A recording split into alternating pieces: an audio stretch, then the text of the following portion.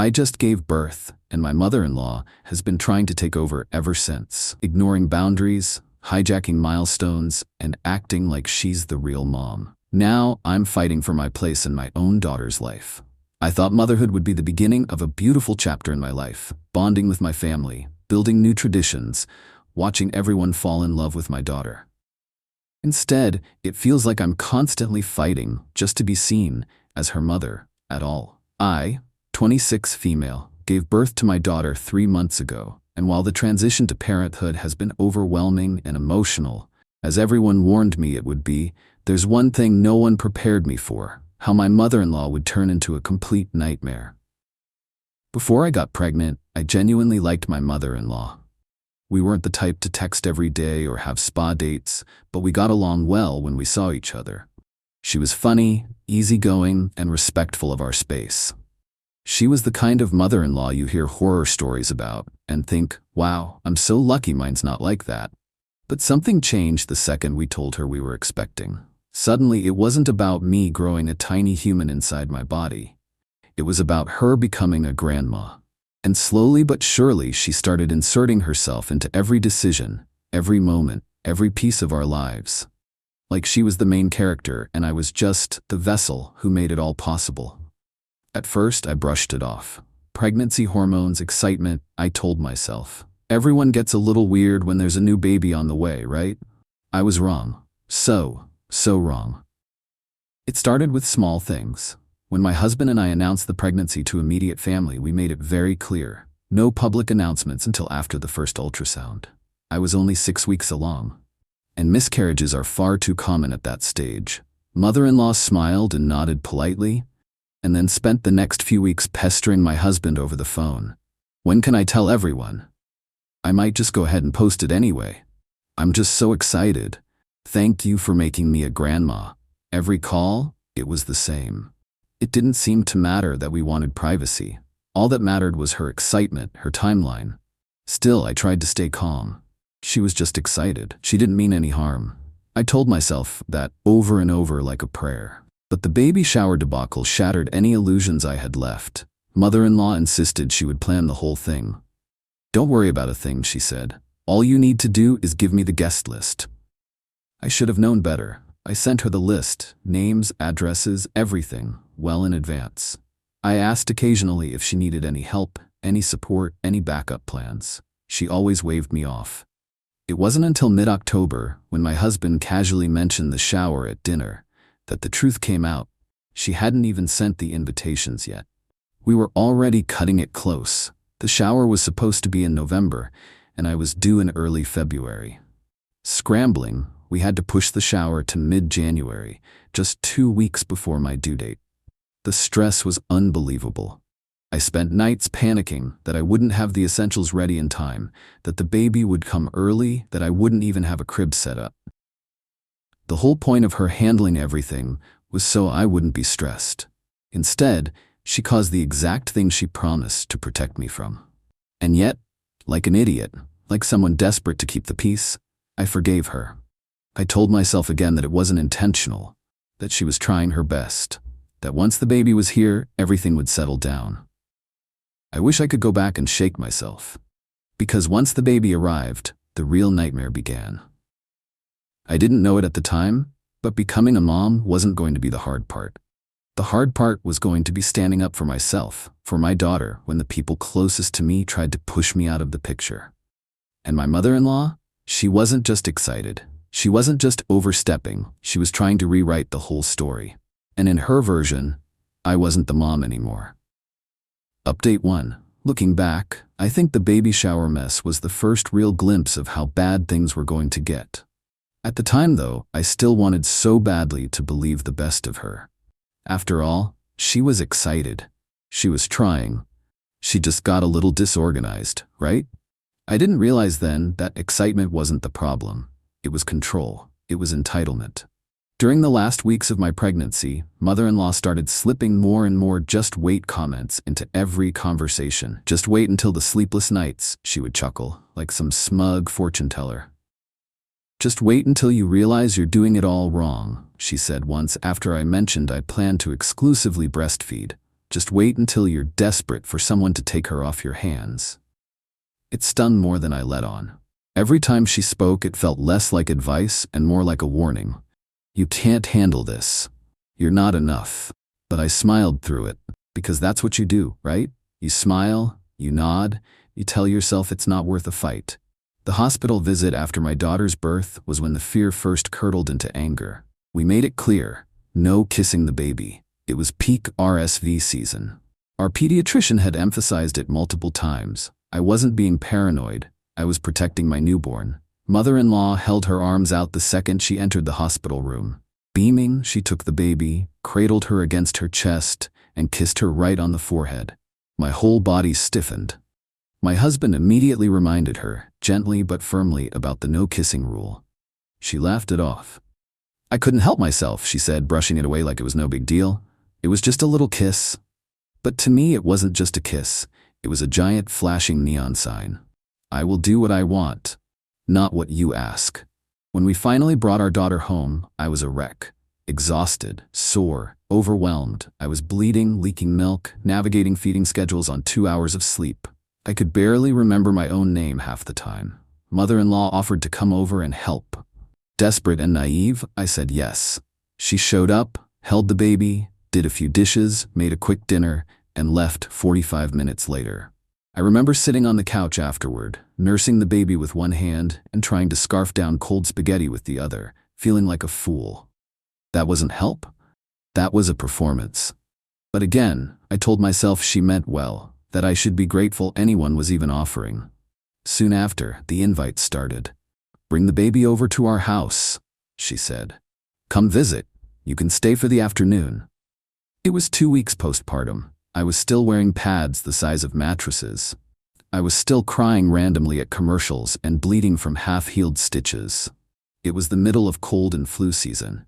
Her house was full of cats and a teenage son in high school, and she lived 40 minutes away. It wasn't happening, and I told her so, politely but firmly. I suggested she come to us instead. After all, she had a car. She was perfectly able-bodied. It made more sense for her to visit us where we could keep the baby's environment safe and controlled. She didn't like that. She pouted. She made passive-aggressive comments to my husband. She complained to her sister, who then sent me a text about how family needs to compromise. It didn't feel like they wanted a compromise. It felt like they wanted me to bend until I broke. When I finally agreed to visit a couple months later, because I was losing my mind stuck in the house, I thought maybe things had cooled down. But the second we walked through the door, it started again. She scooped the baby up and immediately wandered into another room, away from me, away from my husband. I followed, pretending I needed a drink or a tissue, anything to stay close. And she looked at me and smiled sweetly. You can be away from her for more than 5 minutes, you know. It was said in that syrupy, saccharine voice people use to tell you you're stupid without saying it outright. I smiled back, tight and fake, but inside I was screaming. This wasn't about giving me a break. This was about owning my baby for a few minutes without interference. The boundary pushing didn't stop there. She slipped up and called herself Mama, more than once. She talked to the baby in sing-song voices. What's Mommy doing to you, sweet girl? Is she making you fussy? Poor baby. Every time the baby cried, she'd swoop in, arms outstretched, saying, Come to Grandma. Grandma knows how to fix it. As if my arms, my milk, my voice weren't enough. She hovered when I breastfed, pretending to tidy the living room or wipe the counters, but always with one eye glued to me, judging, analyzing. I felt like I was nursing under a spotlight. I felt like prey. The worst part, I started to believe her. When the baby cried in my arms, when breastfeeding didn't come easily, when I felt too tired to even think straight, I could hear mother-in-law's voice in my head. You're not enough. You're not doing it right. And that little voice, hers not mine, started to drown out everything else. I wanted so badly to believe it was just excitement, just nerves, just a misunderstanding. But deep down, I knew the truth. This wasn't about love. This was about control. And I was losing the battle for my daughter before she could even say my name. Update 2. I tried to hold it together for as long as I could. I bit my tongue when she made snide comments. I smiled stiffly when she grabbed the baby out of my arms without asking. I told myself it wasn't worth the drama, that I was just being sensitive, that new moms were supposed to be emotional, paranoid, fragile. I gaslit myself better than she ever could. But every visit chipped away at me, like water wearing down stone. And eventually, I broke. It happened on a random Saturday, one of those unremarkable days that somehow end up changing everything. We needed to borrow a shovel from my mother-in-law for some quick yard work. It was a warm day, around 70 degrees, and I dressed the baby in a soft long-sleeve onesie, pants, and socks. She was comfortable, babbling happily in her car seat as we pulled up to the house. The second we stepped inside, mother-in-law pounced. Her eyes narrowed at the baby's outfit like I'd dressed her in rags. "Where's her sweater?" she demanded, voice sharp. I smiled politely, trying to brush it off. "It's warm outside," I said, adjusting the baby's hat. "She's fine. She's happy." Mother-in-law pressed her lips together in that tight, judgmental line she always wore when she thought I was making a mistake, but was too polite to say it outright. Except this time, she didn't hold back. She muttered under her breath, just loud enough for me to hear, "God help this child." I froze. It felt like the floor dropped out from under me. For months, I had swallowed her little comments, her criticisms disguised as jokes, her oversteps painted as love. But this wasn't subtle. This wasn't a misunderstanding. This was contempt. For me, for my choices, for my motherhood. I turned and walked out of the room, clutching the car seat handle so tightly my knuckles went white. I made it to the front yard before the tears started. Hot, angry, humiliated. I heard the door creak behind me, heard my husband's voice, low and urgent as he told her off. I didn't even care what they were saying. I just needed to breathe. I needed space before I did or said something I couldn't take back. The baby cooed quietly in her seat, oblivious to the storm around her. I knelt down beside her and wiped my face, forcing a smile. "I'm sorry," I whispered. "I'm so sorry you have to watch this." Because it wasn't just about me anymore. Every time mother-in-law undermined me, criticized me, belittled me, she wasn't just hurting me. She was teaching my daughter that it was okay to disrespect her mother. That it was normal for people to question her authority, her instincts, her worth. And I couldn't let that happen. The final straw came a few days later. We had reluctantly agreed to visit mother-in-law again. Trying to move past the sweater comment, trying to keep the peace. I told myself it would be quick, in and out, no drama. When the baby got fussy after feeding, mother-in-law swooped in like always. "Let me try," she said, reaching for the baby before I could even get her latched into a burping position. I hesitated, just for a second, but mother-in-law took it as permission. She plucked the baby out of my arms and bounced her awkwardly, ignoring the slow, panicked buildup of my daughter's cries. When I reached out to take her back, mother-in-law stepped away from me, and said loud enough for everyone to hear, "It's okay, sweet girl. Grandma knows what she's doing. Mommy just gets overwhelmed sometimes." The room went silent. I felt my heart crack clean in half. That night, I sobbed in the car all the way home, clutching the baby to my chest while my husband drove in tense, helpless silence. I realized then that it didn't matter how many times I smiled politely, how many times I gave her the benefit of the doubt, how many times I swallowed my hurt to keep the family together.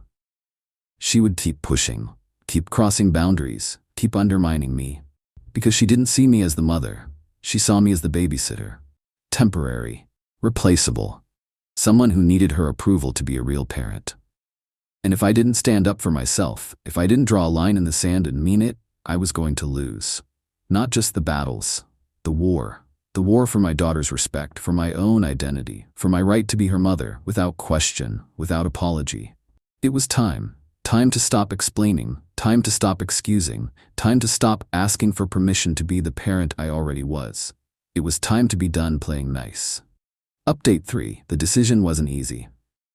I spent the whole night lying awake, staring at the ceiling, my daughter curled up asleep on my chest, the slow rhythm of her breathing, the only thing keeping me grounded. I kept replaying it over and over in my mind, mother-in-law stepping away from me with my crying baby. Mother-in-law's condescending words echoing in the living room, the helplessness that sank like lead into my bones.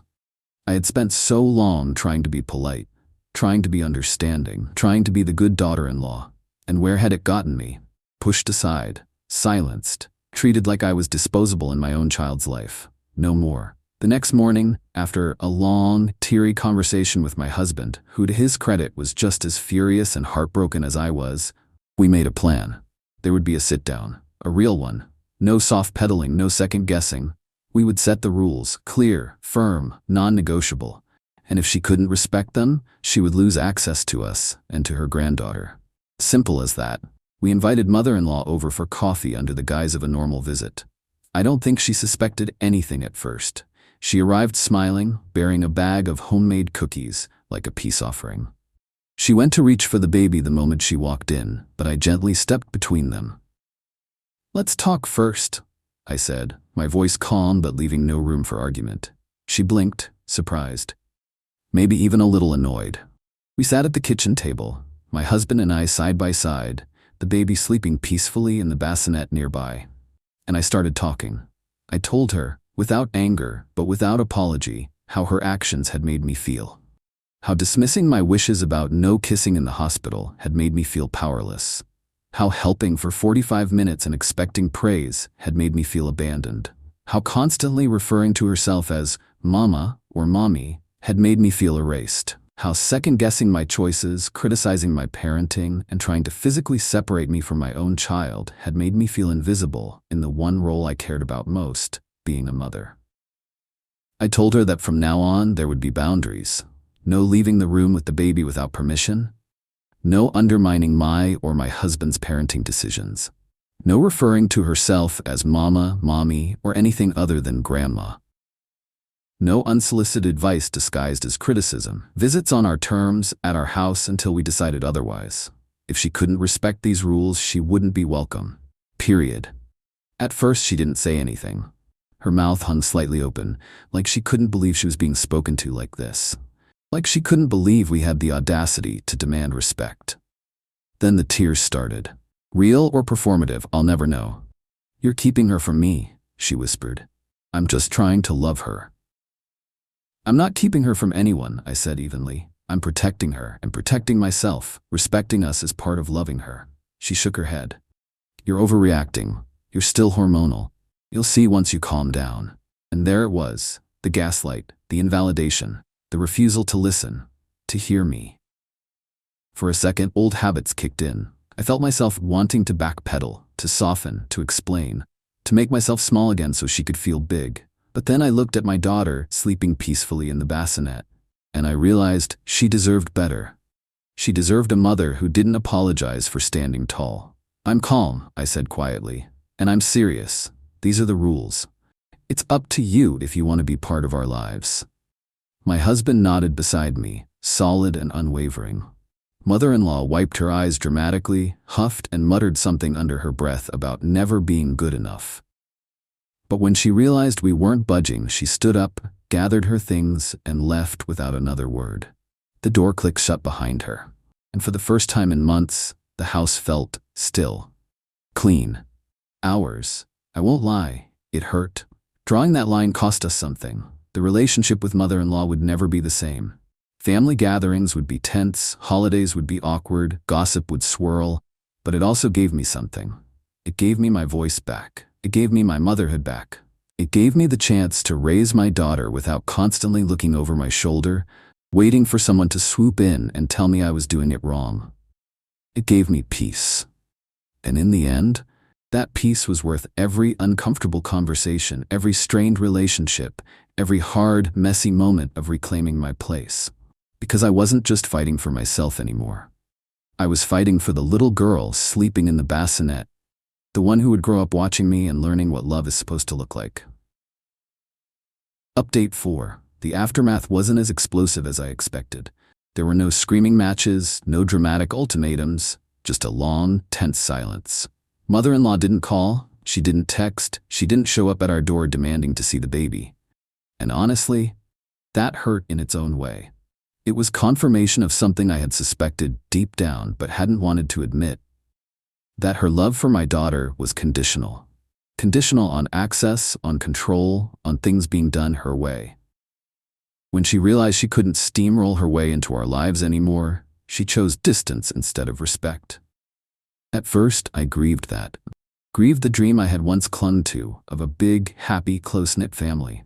Grieved the idea of my daughter growing up surrounded by grandparents who loved her in a healthy, supportive way. Grieved the relationship I thought I had with my mother-in-law before motherhood revealed the cracks in the foundation. But as the weeks turned into months, something beautiful started to happen. I stopped second-guessing myself. Without her constant commentary, I could finally hear my own instincts again, clear and steady like a drumbeat beneath my ribs. When my daughter cried, I didn't panic or wonder if someone else could soothe her better. I just held her, rocked her, loved her. When she hit milestones, her first laugh, her first roll, her first attempt at sitting up, I celebrated without worrying about whether I was doing it right. I trusted myself, and my daughter in turn blossomed. She smiled easily. She clung to me with fierce little fists. She looked for me in every room, trusted me without hesitation. We were learning each other, building a bond rooted not in fear, not in performance, but in real, messy, imperfect, unconditional love. Eventually, mother-in-law did reach out. An awkward text on a random Tuesday. "Hope you're all well. Miss you." No apology, no acknowledgement of the boundaries she trampled, no recognition of the hurt she caused. Just a threadbare olive branch, extended without any real effort. I showed the text to my husband, and we both agreed. We weren't ready. Maybe we would be one day, maybe we wouldn't. But any relationship going forward would be on our terms. No guilt, no manipulation, no more swallowing our needs to make someone else comfortable. Now, sitting here on the porch as the sun dips below the trees, my daughter gurgling happily in my lap, I finally understand something I didn't before. Motherhood isn't about being perfect. It isn't about pleasing everyone or performing for an audience. It's about showing up, fully, fiercely, imperfectly, every damn day. It's about fighting for your child, even when your voice shakes. It's about setting boundaries, even when they make you unpopular. It's about choosing what's best for your family, even when it breaks your heart. I glanced down at my daughter.